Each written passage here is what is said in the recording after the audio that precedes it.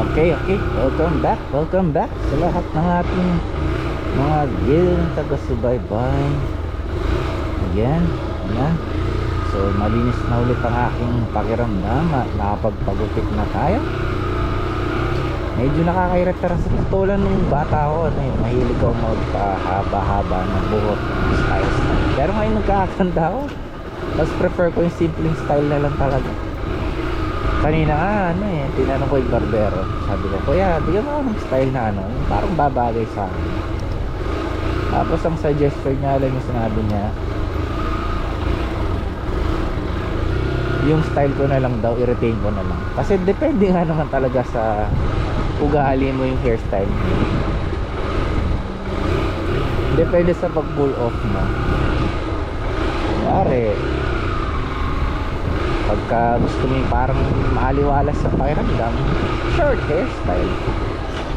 Again, depende talaga sa sa kung how you will pull it off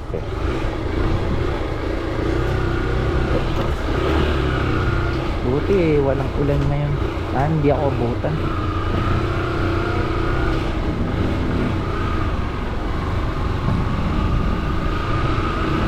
Bala ko sana bumili ng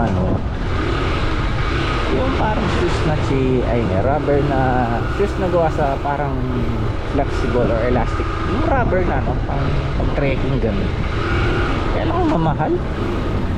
Meron yung tatak ito 4,000. Wala namang makita yung tatak ng Sandugo na maganda tulad ng ganito. Sira-sira na kasi yun. Ganda nun parang yung nakapark kahapon doon sa may tabon. Nakita ko ng motor na yun.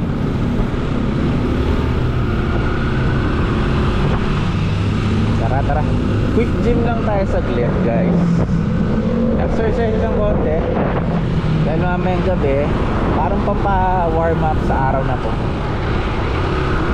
Yay! Maaraw na, hindi ako nakapag-jacket. Nakitin ko na naman yan.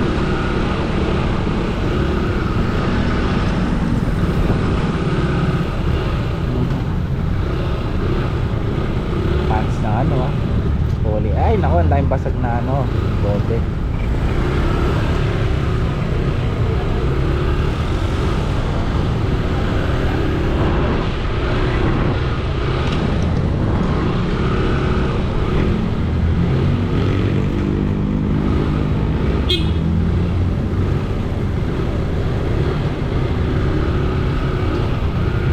Totoo lang buti na nag-reopen tong Absent Curbs kasi gusto ko rin naman mga ibang gym, kaya lang sanay ako sa gym na to mas prefer ko yung mga purong bakal talaga kaysa yung mga kung may rubber. Hindi ko alam kasi siguro dahil nakikita ko talagang binubuhat ko compared to sa may mga rubber. Minsan kala mo lumalakas ka na, hindi pala. Kaya mas iba pa rin pagka yung pure na rubber pure na bakal ang gamit. Parang nararamdaman yung pagkapuro ng nilalaro mo, binubuhat mo.